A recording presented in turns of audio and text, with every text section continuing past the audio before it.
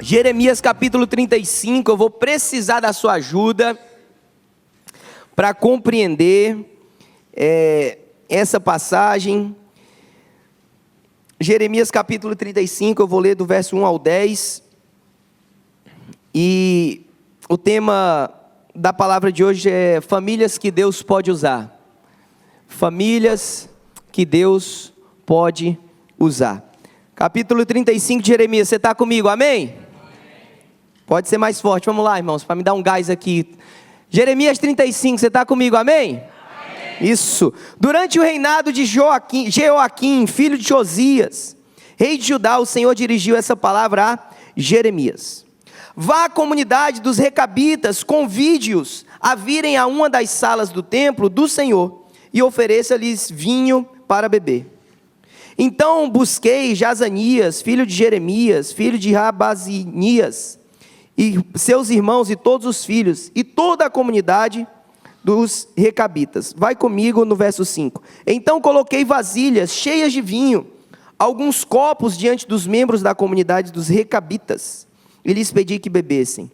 Eles, porém, disseram: não beberemos, ou não bebemos vinho, porque o nosso antepassado Jonadab, filho de Recabe, nos deu essa ordem: nem vocês, nem os seus descendentes beberão vinho. Vocês não construirão casas, nem semearão, não plantarão vinhas, nem as possuirão. Mas vocês sempre habitarão em tendas. Assim, vocês viverão por muito tempo na terra na qual são nômades. Temos obedecido a tudo que nos ordenou o nosso antepassado Jonadab, filho de Recabe. Nós, nossas mulheres, nossos filhos, nossas filhas, jamais bebemos vinho em toda a nossa vida. Não construímos casa para nossa moradia, nem possuímos vinhas, campos ou plantações. Temos vivido em tendas e obedecido fielmente a tudo que o nosso antepassado Jonadab nos ordenou. Verso 16. Esses descendentes de Jonadab, filho de Recabe, cumprem a ordem que o seu antepassado lhes deu, mas este povo não me obedece. Meus irmãos, vou tentar rapidamente aqui para a gente poder fluir e caminhar. O que está acontecendo, esse período, é um período, Fabrício, onde o povo de Deus está caminhando ladeira abaixo, no nosso bom português, para a gente entender rápido. Aqui ele está caminhando praticamente para o que iria se consumar como sendo o exílio ou o cativeiro babilônico, ou seja, aquele momento de desobediência total, onde Deus diz assim: então o meu povo agora vai ser cativo, Babilônia vai entrar. Então ele está caminhando para esse lugar. O que está acontecendo aqui é um período de degradação espiritual, moral do povo de Deus, de desobediência do povo de Deus. Está todo mundo comigo? Amém?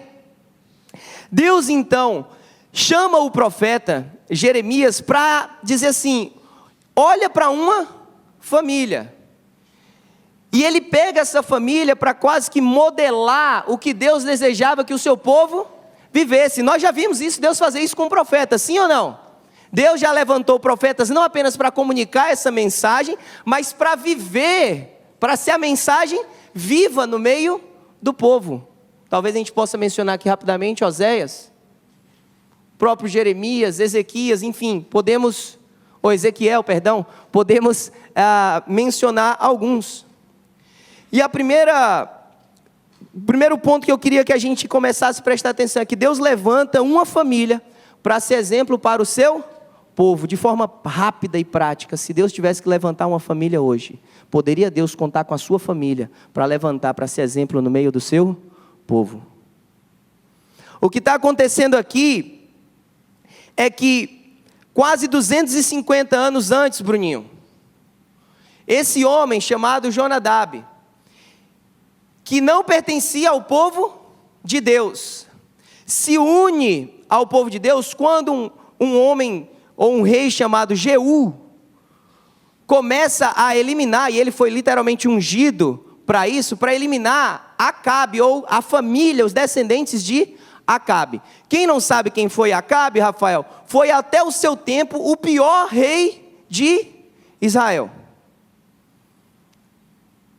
Lembra dos profetas de Baal? Quem já ouviu falar sobre os profetas de Baal? Nesse tempo, a esposa, o casamento de Acabe literalmente acabou com a adoração ao Senhor, e Baal começava a ser adorado. Jeú então se levanta para eliminar a descendência de Acabe.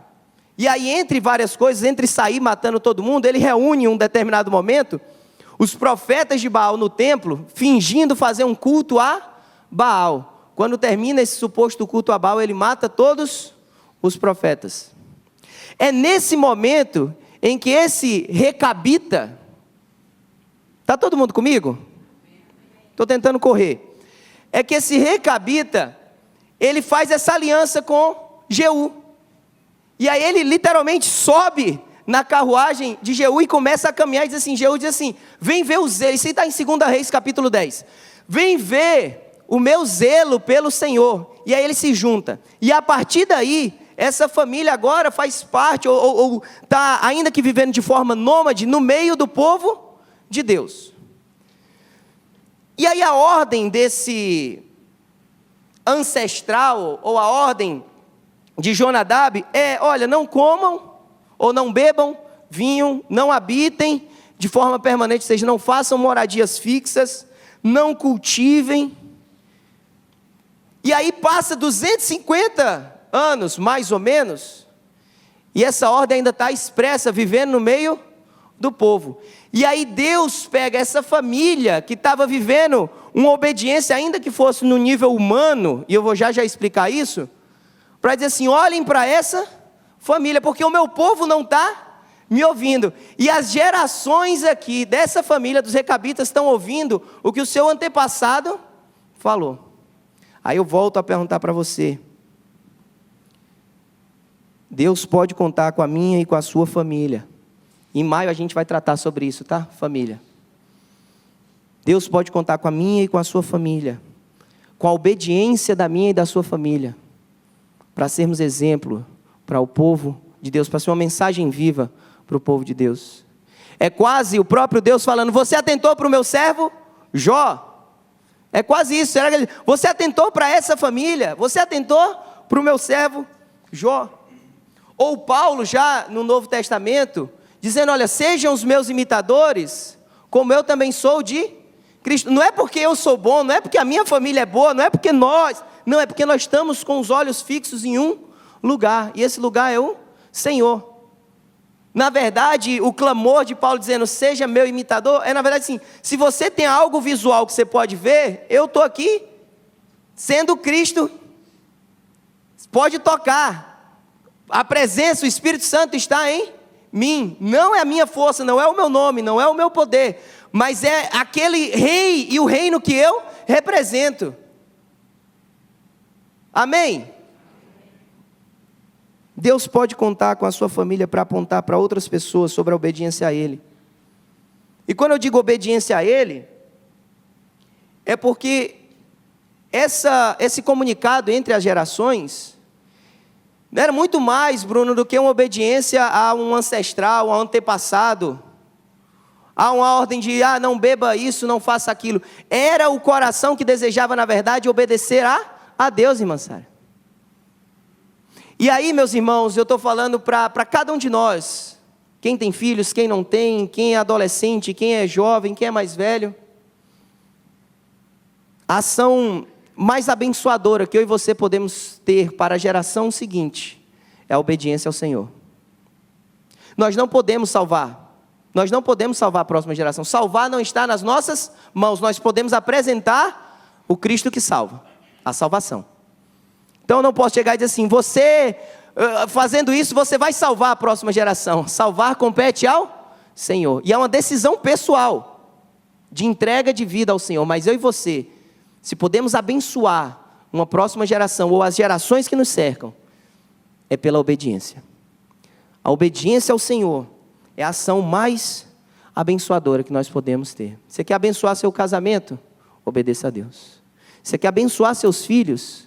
Obedeça a Deus. Você quer ser bênção no reino de Deus? Obedeça a Deus. Você quer abençoar essa igreja local? Obedeça a Deus. Não quero que meus filhos floresçam, mais do que fazer qualquer esforço material e humano. Seja obediente ao Senhor. Mais do que se esforçar para deixar casa, dinheiro, Talvez muitos de nós estamos aqui e dizem, não, quando eu morrer, meu filho vai ter um lugar para morar, pelo menos. Minha pergunta é, sua obediência também está levando seu filho a decidir ter um lugar no céu? Nós, nessa conferência que passamos, falamos muito sobre legado. E por isso que João Rafael foi falar de Paulo. Quando Paulo fala em 2 Coríntios, eu vou gastar a minha vida e me deixar gastar para salvar as vossas almas. Meus irmãos, a obediência. Não é obediência a um princípio terreno, não é obediência humana. Toda obediência humana, ela é decorrente da nossa obediência ou deve ser, pelo menos, decorrente da nossa obediência a Deus. Paulinho tem ministrado, quem está na Impact School, no semestre passado ouviu isso, ou nos 2 semestres passados ouviu isso, quando ela falava sobre o pastoreando o coração da criança, que essa autoridade dos pais, ela não é uma autoridade terrena, Josi. Nós temos autoridade dos nossos filhos porque Deus assim nos comandou. E nossos filhos precisam entender que a obediência a nós, na verdade, é um fruto de uma obediência ao Senhor. Então nós temos que ter essa consciência que o que comunicamos para a próxima geração não é sobre a nossa tradição familiar, sobre o nosso desejo familiar, sobre a cultura da nossa família, é sobre a cultura dos céus, é sobre a obediência a Deus refletida no nosso dia a dia. Quando eu olho, mais uma vez eu digo, para essa, entre aspas, regra humana dos recabitas, não era sobre não beber o vinho, não fazer as tendas, é porque Jonadab sabia do risco, do envolvimento, do estar naquele lugar e acabar caminhando em corrupção para o seu coração, emocional e moral. Deixa eu ler 2 comentários para os irmãos. O comentário sobre essa passagem, o comentário da NVI vai dizer: Jonadab instituiu essas regras como um modo distinto de vida, visando preservar a pureza espiritual e moral da família. Era uma forma de protesto contra os pecados de Israel e de manter a lealdade a Deus num contexto nacional de decadência. A vida nômade, longe de posses de terras e o consumo de vinho, refletia uma renúncia aos confortos e vícios que levavam à idolatria e ao esquecimento do Senhor. Se a gente olhar para essa passagem pensando, que coisa chata, era só uma regra humana, esse princípio não dura uma geração. Mas se a gente entender que é um princípio que reflete uma busca espiritual por mais do Senhor, dizer, não se misture com as coisas terrenas, não se envolva com a corrupção desse mundo, no meio de Israel, que estava num momento de decadência espiritual e moral, não viva dessa forma, vivam diferente, basicamente, sejam santos, sejam separados, tenham uma mentalidade diferente, tenham uma forma de viver diferente, tenham uma espiritualidade com o Senhor diferente. A gente vai entender que essas regras não eram regras, eram uma escolha de viver uma espiritualidade com o Senhor. E por isso que as outras gerações vão seguir, se buscarem o Senhor. Se a gente achar que isso é só terreno, acabou. Se a gente achar, por exemplo, deixa eu dar 2 exemplos, que o domingo, que o dia do Senhor, e eu não estou dizendo que é mais sagrado do que outro dia, porque todos os nossos dias estão rendidos ao Senhor, mas se a gente começa a relativizar o domingo, achando que é só sobre vir à igreja, e não sobre um princípio de vida, e de zelo e de temor ao Senhor, daqui a pouco a próxima geração não está mais vindo para a igreja no domingo. E você está doido que ela venha, e ela não vem mais. A culpa não é da próxima geração. A culpa é porque nós não conseguimos dizer para o Senhor, dizer para os nossos filhos, que não é sobre o domingo, mas é sobre o temor e o zelo e a prioridade do reino de Deus nas nossas vidas. Quem está comigo? Faz sentido ou o pastor está louco? Sexualidade. Casamento. O mundo cada dia mais relativiza esses conceitos. Se a gente acha que a preservação da pureza sexual antes do casamento é balela, é só uma coisa de uma geração careta, nós estamos comunicando errado para a próxima geração. Se a gente entende que isso é cuidado com aquilo que o Senhor nos confiou, se é honra ao casamento, se é pureza diante do Senhor, se é preservação e santidade, a próxima geração vai entender isso como um princípio divino, porque só princípios divinos e bíblicos passam de geração em geração, ou princípios terrenos têm a tendência de em alguma geração se relativizar ou até acabar. Faz sentido ou o pastor está louco? Não quero ser duro, mas eu preciso ser bíblico, e às vezes ser bíblico significa ser duro. A gente não pode olhar essa passagem e entender, que coisa chata. Era só sobre não construir tendas, irmão Marcos. Era só sobre não tomar vinho. Que coisa careta. Não. É sobre o princípio espiritual por trás de cada uma das nossas ações. E como nós comunicamos esses princípios, para a próxima geração. O mundo pode mudar. Os princípios bíblicos, não. As relações humanas podem mudar. Os princípios bíblicos, não. O problema é quando essas mudanças querem interferir família e igreja. Duas instituições divinas, criadas, instituídas por Deus. Como eu e você, meu irmão, temos comunicado a vontade de Deus para a próxima geração. Como o nosso estilo de vida tem comunicado a vontade de Deus para a nossa geração. Temos comunicado mais tradições familiares do que comunicado os princípios bíblicos imutáveis. O que você tem estabelecido na sua casa é tradição familiar ou é princípio bíblico de preservação e proteção da vida espiritual da tua família? Verso 16, em diante vai dizer, olha, os descendentes de Jonadab, filho de Recabe, cumprem a ordem que o seu antepassado lhes deu, mas esse povo, não. Portanto, assim diz o Senhor dos Exércitos, Deus de Israel, trarei sobre Judá e sobre todos os habitantes de Jerusalém toda a desgraça da qual os adverti. Porque falei a eles, mas não me ouviram, chamei-os, mas não me responderam. Jeremias disse à comunidade dos recabitas, assim diz o Senhor dos Exércitos, Deus de Israel, você tem obedecido aquilo que seu antepassado Jonadab ordenou. Tem cumprido todas as suas instruções e tem feito tudo o que ele ordenou. Por isso, assim diz o Senhor dos Exércitos, Deus de Israel, jamais faltará a Jonadab, filho de Recabe, um descendente que me sirva. Meus irmãos, nós precisamos guardar esse verso 19 no nosso coração. Jamais faltará a este homem um descendente que sirva ao Senhor. 250 anos depois, mais ou menos. 240 a 300 anos. A palavra de Deus vem dizendo, assim como mais de 200 anos atrás alguém me obedeceu, jamais faltará nessa família uma pessoa que sirva ao Senhor dos Exércitos. Você quer viver isso, sim ou não? Alguns não querem ou estão com medo de viver. Você quer viver isso, sim ou não, meu irmão? Em nome de Jesus. Que eu e você possamos falar, olha, não faltará nas gerações por vir da minha família uma pessoa que sirva ao Senhor. Por isso meu clamor para você decida hoje ser canal de bênção para a sua família e para outras gerações. Que talvez você nem vai ver o impacto da sua decisão e da sua obediência hoje. Talvez você pode não estar vivendo tudo isso. Talvez você não pode estar vivendo a plena obediência ou até desejando viver plena obediência. Decida hoje, porque a sua decisão hoje pode, você nem tem noção disso, mas pode mudar o curso de outras gerações. Lembrando, você não salva as próximas gerações, mas você pode ser um tremendo canal de bênção para as próximas gerações. Decida hoje. Cada geração vai precisar tomar a sua decisão. Quando eu e você lemos aqui, olhamos o verso 11... o que acontece é que Nabucodonosor então invade, a Babilônia invade, destrói o templo, tem todo aquele cenário. E aí esses nômades, Fabrício, que um dia saíram e não viviam em Jerusalém, viviam em tendas, agora eles vêm para Jerusalém. Meu Deus, quebraram o princípio. Cadê? Não era para viver em tendas? De novo, porque eles não estão apegados à regra, mas eles entenderam o zelo espiritual daquele princípio. Cada geração vai precisar tomar a sua decisão.